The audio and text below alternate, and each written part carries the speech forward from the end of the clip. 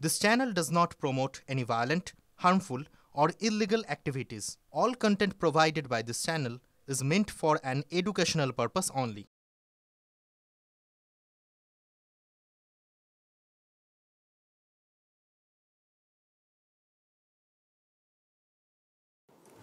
নমস্কার, আরো একবার স্বাগত আপনাকে টিভি9 বাংলায়। আমি দীপ রয়েছি আপনার সঙ্গে। সকাল 9টা মানে এখন সময় ফার্স্ট ব্রেক অ্যাট 9-এর। আর শুরুতেই যে খবরে লাগাতার আমরা নজর রেখে চলেছি, বড় খবর, এবার বালি পাচার মামলা তদন্তে ইডি।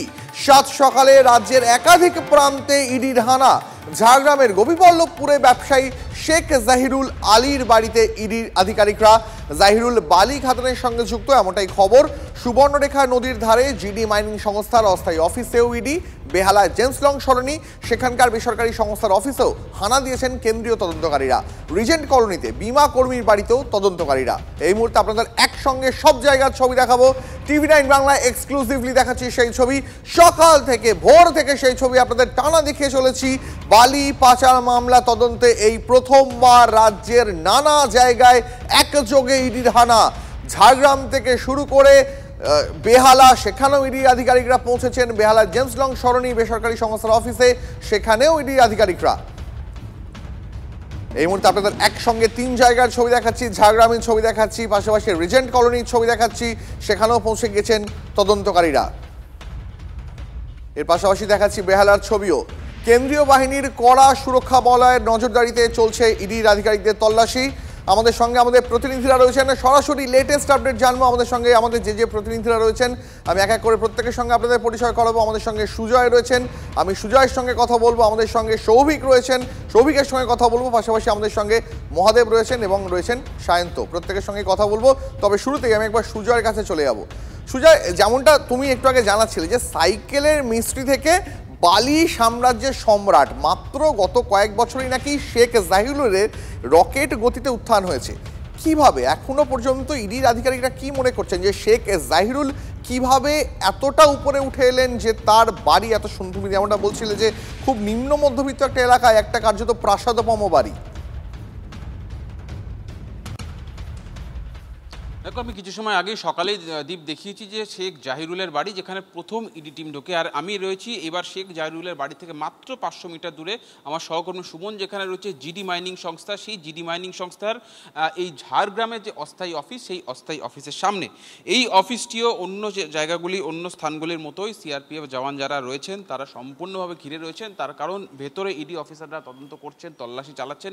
সেই তল্লাশি প্রক্রিয়ায় যাতে কোনো রকম বাধাবিঘ্ন, স্থানীয়ভাবে বাধাবিঘ্ন সৃষ্টি না হয়, সেজন্য গোটা এলাকা সিআরপিএফ জওয়ানরা বা কেন্দ্রীয় বাহিনীর নজরদারিতে, কেন্দ্রীয় বাহিনীর পাহারায় তল্লাশি চলছে।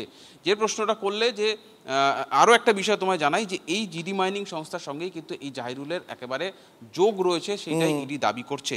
ফলে সেই সূত্রেই আজকে একযোগে জিডি মাইনিং সংস্থার কলকাতার অফিস, তাদের কর্পোরেট অফিস এবং এই জাহিরুলের বাড়ি এবং জিডি মাইনিং সংস্থার যে অস্থায়ী অফিস, সেই জায়গায় তল্লাশি চালানো হচ্ছে। ভেতরে দরজা বন্ধ করে তল্লাশি চলছে।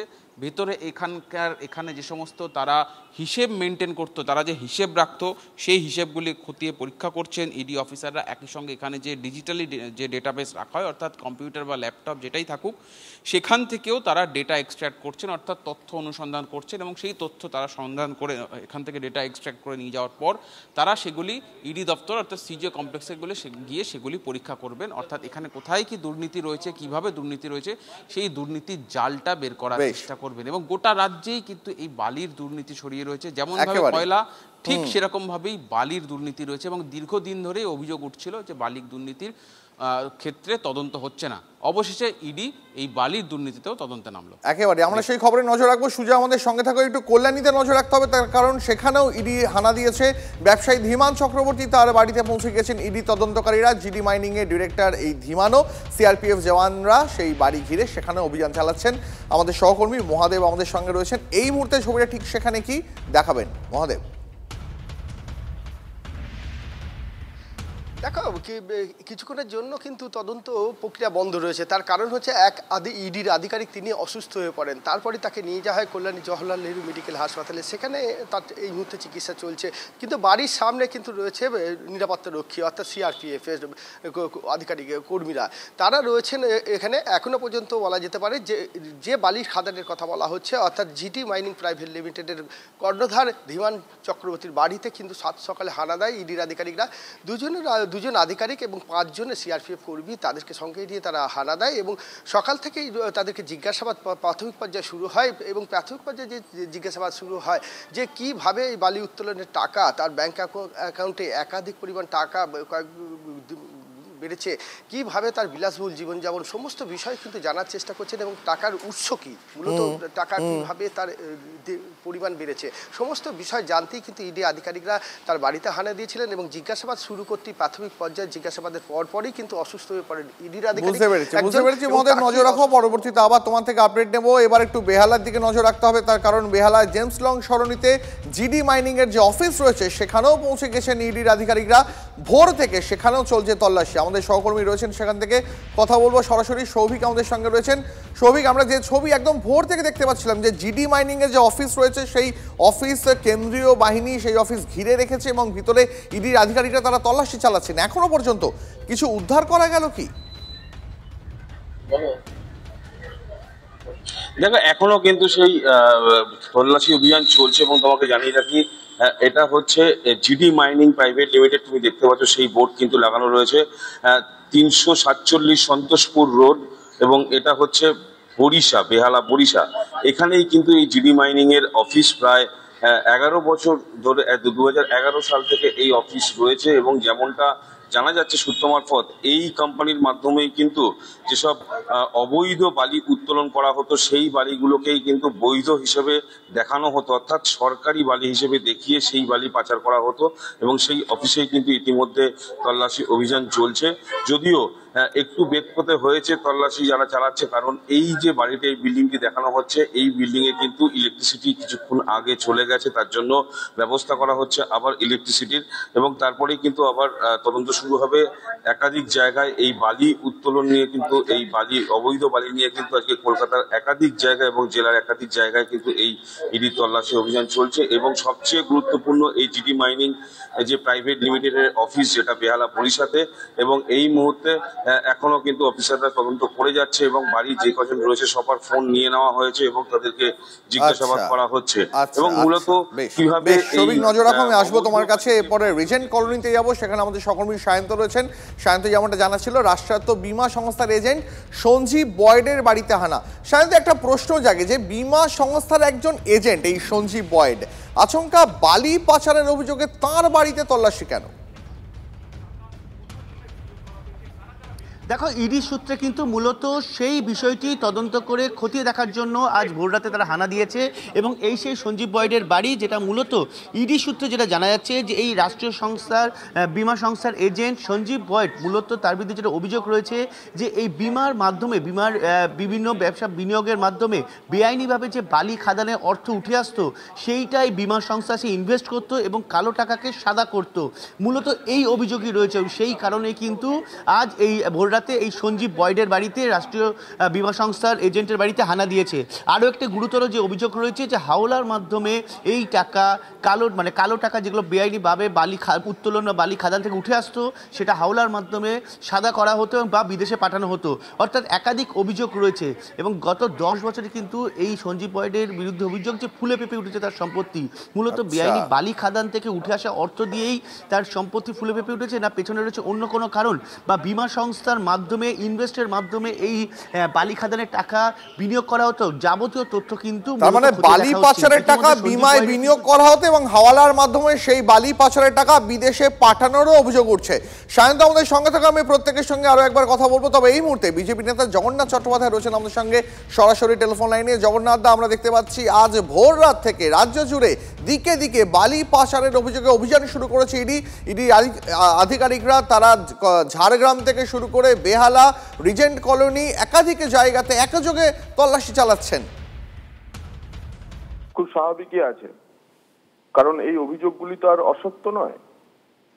কয়লা পাচার, গরু পাচার, বালির কথা এবং পাথরের কথা ভারতীয় জনতা পার্টি বারবার বলে আসছে। এবং আমরা প্রত্যাশা করছিলাম যে রাজ্য সরকারের মুখ্যমন্ত্রী বিভিন্ন জায়গায় গিয়ে, আমি তো বীরভূমে জানি, বীরভূমে প্রতিটি প্রশাসনিক বৈঠকে গিয়ে তিনি বলে আসতেন, তারপরে পাথর এবং বালি পাচার আরো বেড়ে যেত, তিনি ভাগাভাগির কথাও বলে আসতেন। তো নিশ্চিতভাবে ইডির কাছে তদন্তের কোনো না কোনো সূত্র আছে এবং সেই সূত্রে তারা তদন্ত করছে। আমরা অপেক্ষা করে থাকবো যে এই তদন্ত স্থানীয় স্তরের বালি মাফিয়াদের উপরেই সীমাবদ্ধ থাকে না এই বালি মাফিয়াদের দ্বারা উপকৃত যারা হয় তাদের অবধি পৌঁছায়। জগন্নাথ, যে শেখ জাহিরুলের বাড়িতে তল্লাশি চলছে, সেই শেখ জাহিরুল একসময় ঝাড়গ্রাম পুলিশে কাজ করতেন, তারপর তার সম্পত্তি গত কয়েক বছরে এমন ফুলে ফেঁপে ওঠে যে সামান্য সাইকেল মিস্ত্রি থেকে শুরু করে আজ বালি সাম্রাজ্যের সম্রাট, কারো হাত যদি মাথায় না থাকে তাহলে কি এই কয়েক বছরে এতটা উত্থান হতে পারে? তৃণমূল কংগ্রেসের আশ্রয়ে থাকা যে কোনো, সে পুলিশ হোক, সমাজ বিরোধী হোক বা তৃণমূলের ছোট থেকে বড় নেতা হোক, গত 15 বছরের এইটাই কাহিনী, এটাই ঘর ঘর কি কাহিনী।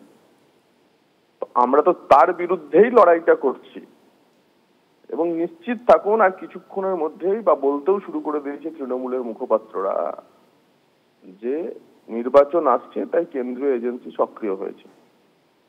তাদের মুখে কথা শুনবেন না যে নির্বাচন থাকুক বা না থাকুক বালি মাফিয়ারা সক্রিয় আছে রাজ্যে এবং তৃণমূলের মদতেই আছে। বেশ বেশ জগন্নাথ, অনেক ধন্যবাদ আপনাকে। এই মুহূর্তে তৃণমূল কংগ্রেস নেতা জয়প্রকাশ মজুমদার রয়েছেন আমাদের সঙ্গে টেলিফোন লাইনে সরাসরি। জয়প্রকাশ বাবু, আমরা দেখতে পাচ্ছি এই মুহূর্তে রাজ্য জুড়ে একাধিক প্রান্তে, ঝাড়গ্রাম, বেহালা, রিজেন্ট কলোনি, একাধিক জায়গায় একযোগে বালি পাচারের অভিযোগে তল্লাশি চালাচ্ছেন ইডি আধিকারিকরা। এই প্রথম রাজ্য জুড়ে ইডি আধিকারিকদের এত বড় অভিযান। না দেখুন, গত 4 বছরে বা 5 বছরে বহু সময় ইডি দলবল নিয়ে নেমেছে, আবার ঘুমিয়ে পড়ে, শীত ঘুমে চলে যায়, আবার অভিযান করে, মাইনেপত্র দেয় করদাতাদের টাকা থেকে, বিজেপি ওপর থেকে বা এই রাজ্যের বিজেপি মধ্যে মধ্যে চাবি দিয়ে দিলেই তারা হই হই করে নেমে পড়ে। কিন্তু এক একটা এই রেড বলুন, এই কেস বলুন, শেষ কি হচ্ছে হচ্ছে তো দেখছি, রেড হচ্ছে, আপনারা দেখাচ্ছেন যে সারা পশ্চিমবঙ্গে একাধিক জায়গায় ইডি রেড। এটা তো মাসে প্রায় 2-3 বার আপনাদের এই সংবাদ প্রচার করতে হয়। তারপরে কি হয় সেইটা আমাদের জানার দরকার। কাউকে গ্রেপ্তার করে তাদের বিরুদ্ধে আইন আনুক, প্রমাণ দিয়ে ব্যবস্থা কি কোনোদিন দেখেছি আমরা?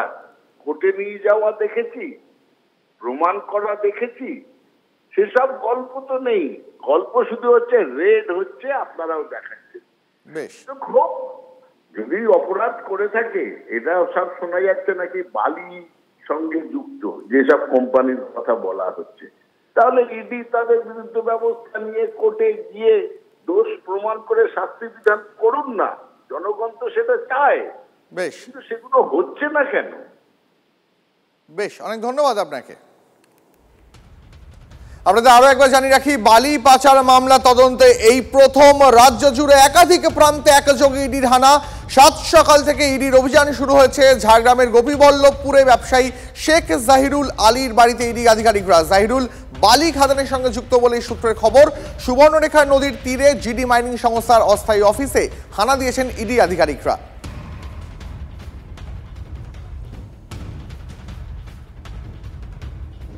ঝাড়গ্রামের সুবর্ণরেখা নদীর পাড়ে আমরা রয়েছি এবং আমার পেছনে এই যে সুউচ্চ ঢিবিটি দেখা যাচ্ছে, স্থানীয় মানুষরা এই ঢিবিটিকে বালির পাহাড় বলে ডাকেন এবং এই ঢিবিটি দেখা যায় বছরে 3 থেকে 4 মাস।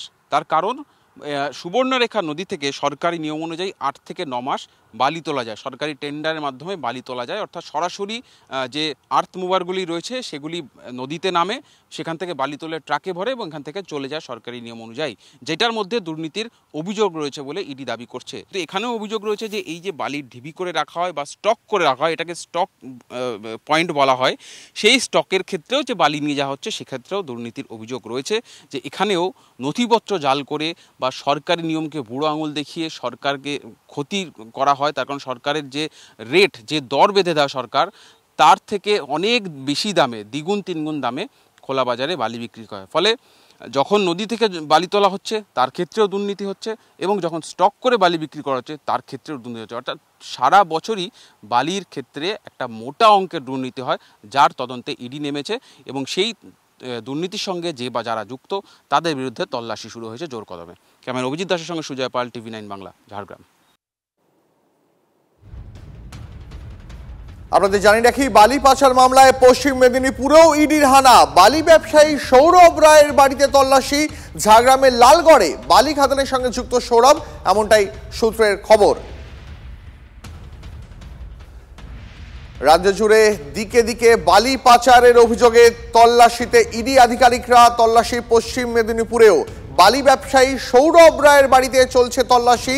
ঝাড়গ্রামের লালগড়ে বালি খাদানের সঙ্গে যুক্ত সৌরভ, এমনটাই সূত্রের খবর। আমাদের সঙ্গে আমাদের সহকর্মী দেবব্রত রয়েছেন, সরাসরি কথা বলবো দেবব্রতর সঙ্গে। দেবব্রত, এই সৌরভ রায় যার বাড়িতে ইডির আধিকারিকরা তল্লাশি চালাচ্ছেন, মূলত কি অভিযোগ রয়েছে তার বিরুদ্ধে? দেখো, মূলত এই সৌরভ রায় ইনি একজন কিন্তু বড় বালি ব্যবসায়ী। মেদিনীপুর এবং ঝাড়গ্রাম, মূলত এনার ব্যবসা ঝাড়গ্রাম শহরে, ঝাড়গ্রাম এলাকায়। কিন্তু যেহেতু মেদিনীপুরেও থাকেন, মেদিনীপুরে আমার সহকর্মীকে দেখা বলবো একটি বাড়ি, সেই প্রসাদোপম বাড়িতেও কিন্তু মেদিনীপুরেও উনি থাকেন। ঝাড়গ্রামে যেমন তার ব্যবসা রয়েছে, ঝাড়গ্রামে বাড়ি রয়েছে, সেই পাশাপাশি কিন্তু মেদিনীপুর শহরের যমুনা বালি এলাকাতেও কিন্তু এই বাড়িতেও তিনি থাকেন। তার ফলে মেদিনীপুরের এই বাড়িতে কিন্তু ইতিমধ্যেই ইডির আধিকারিকরা প্রায় 2টি গাড়িতে করে বেশ কয়েকজন আধিকারিক কিন্তু ভেতরে প্রবেশ করেছেন সকালে। এখানে এখন তার বাড়ির আধিকারিকদের সাথে, বাড়ির লোকেদের সাথে কথা বলছি। যদিও আমরা বাড়ির কারোর সাথে এখন অব্দি কথা বলতে পারিনি, গেট বন্ধ থাকায় কিন্তু গাড়ির ভেতর অব্দি যাওয়া যাচ্ছে না। তার ফলে কি বিষয় নিয়ে কথা বলছেন, মূলত যেটা জানা যাচ্ছে যে বালি নিয়ে যেভাবে গোটা রাজ্যের একাধিক জায়গায় তল্লাশি শুরু হয়েছে, সেই লিস্টে নাম ঢুকেছে কিন্তু এই সৌরভ রায় এবং মেদিনীপুর শহরে। তার ফলেই কিন্তু এই মেদিনীপুর শহরে এনার বাড়িতেও এই ইডি আধিকারিকরা ইতিমধ্যেই তল্লাশি অভিযান শুরু করেছে। বুঝতে পেরেছি, ধন্যবাদ। এই মুহূর্তে আপনাদের একসঙ্গে রাজ্যের 4 প্রান্তে ইডি আধিকারিকদের তল্লাশির ছবি দেখাচ্ছি। ইডি আধিকারিকরা বালি ব্যবসায় সরকারের রাজস্ব ফাঁকি দেওয়ার অভিযোগে এবং একাধিক বেআইনি উপায়ে বালি পাচারের অভিযোগে তল্লাশি শুরু করেছেন রাজ্য জুড়ে।